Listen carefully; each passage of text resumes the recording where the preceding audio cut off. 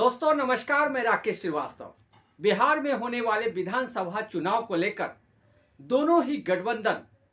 अपने अपने तर्कस के तीर निकालने में जुटे हैं।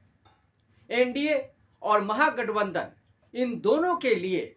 इस मौजूदा चुनाव में अपने सीट बंटवारे को लेकर जिस तरह की माथापच्ची करनी पड़ रही है वो इससे पहले के चुनाव में कभी भी देखने को नहीं मिला।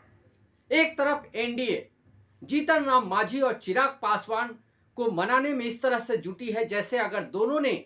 एनडीए का साथ छोड़ दिया या खुद से ही अलग चुनाव लड़ने के लिए तैयार हो गए तो एनडीए बिहार में फंस सकती है। वहीं दूसरी तरफ महागठबंधन में भी सीट बंटवारे को लेकर जिस तरह की रसाकसी देखने को मिल रही है उससे भी ऐसा लग रहा है कि महागठबंधन भी इस चुनाव को बेहद गंभीरता से ले रही है और हर कदम फूंक फूंक कर रखना चाह रही है, क्योंकि ये चुनाव कई और चुनाव के मामले में या आप यूं कह सकते हैं कि बिहार में अब तक जितने भी विधानसभा के चुनाव हुए उससे कई मायने में अलग है। पहली बार बिहार में जो विधानसभा का ये चुनाव है इतना गंभीर मसला बन गया है कि एनडीए के लिए इस चुनाव में जीत दर्ज करना उसके दिल्ली में सरकार बनी रहने के लिए बेहद जरूरी है, खास करके तब जबकि नीतीश कुमार के 12 विधायकों के समर्थन से एनडीए की सरकार दिल्ली में चल रही है। वहीं दूसरी तरफ महागठबंधन के लिए यह चुनाव करो या मरो की स्थिति बन चुकी है, क्योंकि महागठबंधन को मालूम है कि पिछले 5 सालों से वो सत्ता से दूर है। ऐसे में अगर इस बार भी उसके हाथ से सत्ता जाती है या सत्ता तक पहुंचने में उसे मुश्किल होती है तो उनके लिए अपने कार्यकर्ताओं, पार्टी के नेताओं और विधायकों को बचाकर रखना बेहद मुश्किल हो सकता है। इसी वजह से कांग्रेस, राजद और दूसरी जो तमाम विपक्षी पार्टियां हैं इस चुनाव को लेकर बेहद गंभीर है। लेकिन इन तमाम मसलों के बीच जिस तरह से जन सुराज पार्टी का मुद्दा बेहद गंभीर बन गया है और जिस तरह से प्रशांत किशोर ने इन दोनों महागठबंधन के सामने बड़ी चुनौती पेश कर दी है, उसने बिहार विधानसभा चुनाव को न केवल दिलचस्प बना दिया है बल्कि इन दोनों ही महागठबंधन के लिए अपनी अपनी सत्ता तक पहुंचने का जो रास्ता है उसको कठिन बना दिया है। जन सुराज पार्टी फिलहाल नई पार्टी है और उसने पहली बार विधानसभा चुनाव लड़ने का मन बनाया है, लेकिन जिस तरह की मौजूदगी धरातल पे जन सुराज पार्टी के नेताओं की नजर आ रही है और जिस तरह का माहौल नजर आ रहा है उससे ऐसा तय माना जा रहा है कि दोनों गठबंधन के लिए सत्ता तक पहुंचना बेहद मुश्किल हो सकता है, क्योंकि ताजा जो सर्वे है उसने भी कई तरह से लोगों को चौंकाया है। सी वोटर सर्वे जो ताजा सर्वे आया है उसमें कई बातों का जिक्र किया गया है जिसने इस चुनाव को और फंसाकर रख दिया है। इस सर्वे के जरिए यह बताया जा रहा है कि एनडीए को करीब इस चुनाव में 40% वोट मिल सकती है, जबकि जो महागठबंधन की टीम है उसे 38.3% वोट शेयर दिखाया गया है। यानी यहां पर तो एनडीए आगे नजर आ रही है और यह साफ तौर पर दिख रहा है कि अगर इसी आंकड़े के हिसाब से चुनाव होते हैं तो एनडीए सत्ता में काबिज हो सकती है, यानी सत्ता में वापसी हो सकती है।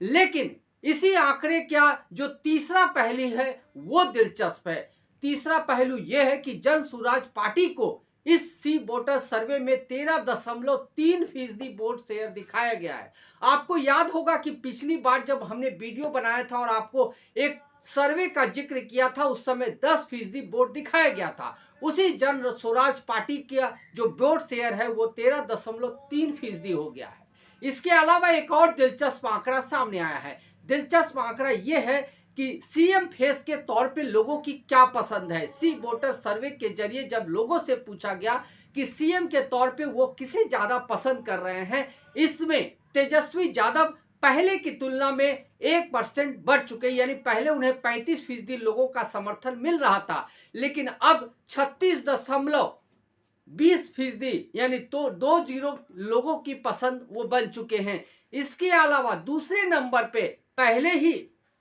जन सुराज पार्टी के संस्थापक प्रशांत किशोर थे, लेकिन उस वक्त उन्हें 23.1% लोगों का वोट समर्थन प्राप्त था, लेकिन जो ताजा सर्वे है उसमें 23.20% लोगों का समर्थन प्राप्त है। यानी सीएम फेस के तौर पे प्रशांत किशोर की भी विश्वसनीयता बढ़ी है, उन्हें भी लोगों ने ज्यादा गंभीरता से लिया है। लेकिन सबसे ज्यादा चौंकाने वाला आंकड़ा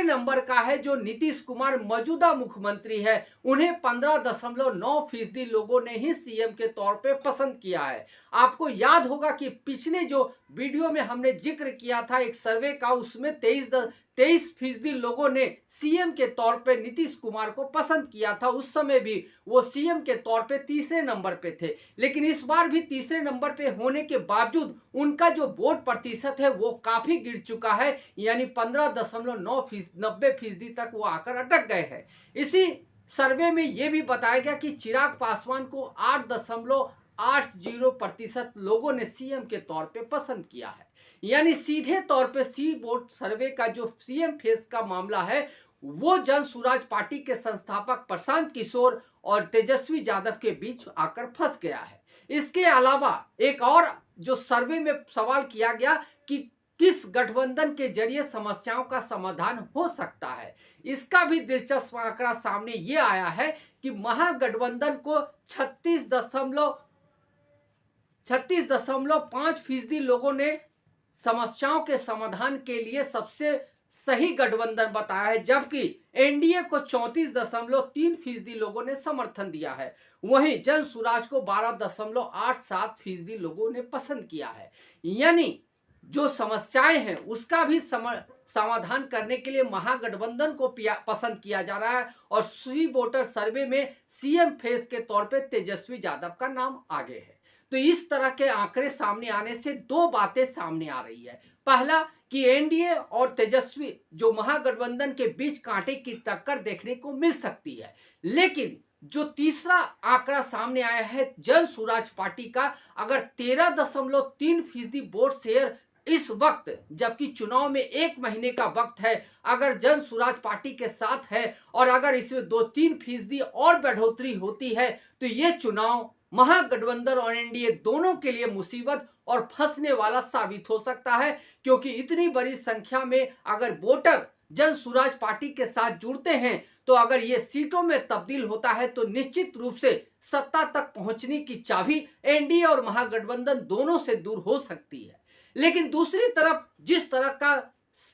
समस्या का सामना एनडीए को करना पड़ रहा है सीट शेयरिंग को लेकर, उसने एनडीए को इस चुनाव में पहले ही फंसा दिया है। जीतन राम मांझी और चिराग पासवान दोनों ने ही गठबंधन के लिए मुसीबत पैदा कर दी है। पहले चिराग पासवान 40 सीटें मांग रहे थे, बाद में ये जानकारी सामने आई कि वो 35 सीटों पे मान जाएंगे, उसके बाद ये जानकारी सामने आई कि वो 30 सीटों पे मान जाएंगे, लेकिन अब सूत्र बता रहे हैं कि 26 सीटों पे वो मानने को तैयार हो रहे हैं। वहीं जीतन राम मांझी पहले 20 से 25 सीटें मांग रहे थे, लेकिन अब यह कहा जा रहा है कि भारतीय जनता पार्टी ने साफ कर दिया है कि 7 से 8 सीटों से ज्यादा उन्हें नहीं दिया जाएगा। इसी वजह से जो शनिवार का दिन था बिहार में पटना में काफी गहमा गहमी का रहा, क्योंकि पटना से लेकर दिल्ली तक जो जीतन राम मांझी की चर्चा जोरों पर थी, क्योंकि जीतन राम मांझी और उनके पार्टी के नेताओं ने साफ कर दिया था कि अगर उन्हें सम्मानजनक सीटें नहीं मिली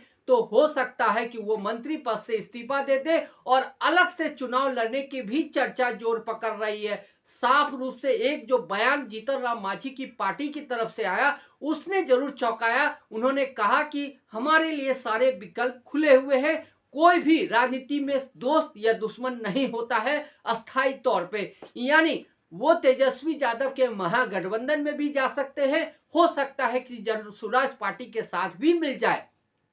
ठीक इसी तरह की स्थिति चिराग पासवान के साथ भी बताई जा रही थी, लेकिन चिराग पासवान के एक बयान से ये बात साफ हो गया है कि वो एनडीए का हिस्सा बने रहेंगे, एनडीए से बाहर नहीं जाएंगे, क्योंकि वो नरेंद्र मोदी को लेकर किसी भी तरह के समझौते करने की मूड में नहीं है। ऐसे में चिराग पासवान को तो एनडीए मना लेगी, लेकिन जीतन राम मांझी ऐसा लगता है कि पेच फंसा सकते हैं, और यही पेच सबसे बड़ी समस्या जो है नए जो वोटर लिस्ट जारी करना है, जिस तरह से लिस्ट जारी करनी है भारतीय जनता पार्टी को, उनके सामने समस्या पैदा हो रही है। इन सारे आंकड़ों को अगर मिलाकर देख ले तो इस बार का बिहार विधानसभा चुनाव कई मायने में अलग है, और एनडीए महागठबंधन दोनों के लिए कांटों की टक्कर वाला हो सकता है। खास करके भारतीय जनता पार्टी जो इस चुनाव में अपना सीएम बनाने के लिए चुनाव मैदान में उतरने को तैयार है, उसे करीब करीब 100 सीटों पे चुनाव लड़ना पड़ रहा है। जब वो 100 सीटों पे ही चुनाव लड़ रहे हैं तो उन्हें कितनी सीटें मिलेगी और किस तरह से वो अपना गवर्नमेंट बनाएंगे, ये भी एक बड़ा सवाल है, क्योंकि जेडीयू ने साफ कर दिया है कि भारतीय जनता पार्टी से अधिक सीटों पे उसकी पार्टी चुनाव लड़ेगी। और मौजूदा समय में भारतीय जनता पार्टी जेडीयू को किसी भी तरह से पीछे छोड़ने के मूड में नहीं है, क्योंकि जेडीयू के साथ एक महिला वर्ग का जो समर्थन है वो अभी भी बरकरार है। और भारतीय जनता पार्टी को ऐसा लगता है कि अगर नीतीश कुमार को इस वक्त दरकिनार किया गया तो हो सकता है कि महिला वोटर उसके साथ से छिटक जाए। साथ ही जो बड़ी संख्या में दलित आबादी, ओबीसी की आबादी और मुस्लिम वोट है जो नीतीश कुमार को मिलता रहा है, उससे भी एनडीए अछूती रह जाए और उसके हाथ से वो चली जाए। इसी वजह से जेडीयू को ऊपर रखकर भारतीय जनता पार्टी ने कम सीटों पे चुनाव लड़ना तय किया है और अब तमाम तरह की गणित बिठाने की कोशिश की जा रही है ताकि बिहार में विधानसभा चुनाव में इतनी सीटें आ जाए कि एनडीए अपना गवर्नमेंट बना सके। लेकिन जिस तरह से प्रशांत किशोर का माहौल बना हुआ है, जिस तरह के सर्वे बता रहे हैं, उसने दोनों गठबंधन के लिए बड़ी चुनौती पेश कर दी है। ऐसे में आने वाले दिनों में ये सर्वे और इसके बाद जो आने वाले सर्वे, उसमें आंकड़ों का कितना फर्क होता है और उसके बाद जो अंतिम परिणाम आएंगे वो क्या नजर आते हैं, उसके बाद ही बिहार का भविष्य तय होगा। और इस बार सत्ता परिवर्तन की लहर चलती है या फिर सत्ता के साथ ही आम मतदाता जुड़े रहते हैं, ये भी साफ हो जाएगा। साथ ही ये भी साफ होगा कि प्रशांत किशोर जो पिछले कई महीनों से लगातार अलग अलग दावे कर रहे हैं और नई पार्टी के तौर पे जिस तरह से उन्होंने एक अलग जनवर्ग अपना जनाधार बनाया है, क्या वो जनाधार सही में वोट में परिणत होता है या सिर्फ वो भीड़ जुटाने का ही एक रास्ता या जरिया बना हुआ था? इन तमाम सवालों का जवाब मिल जाएगा। तब तक के लिए आपको कई और वीडियो का इंतजार करना पड़ेगा। आज के लिए बस इतना ही। अगर आप हमारे श्रोता हैं तो आप हमें जरूर लाइक और सब्सक्राइब करें। तब तक के लिए नमस्कार।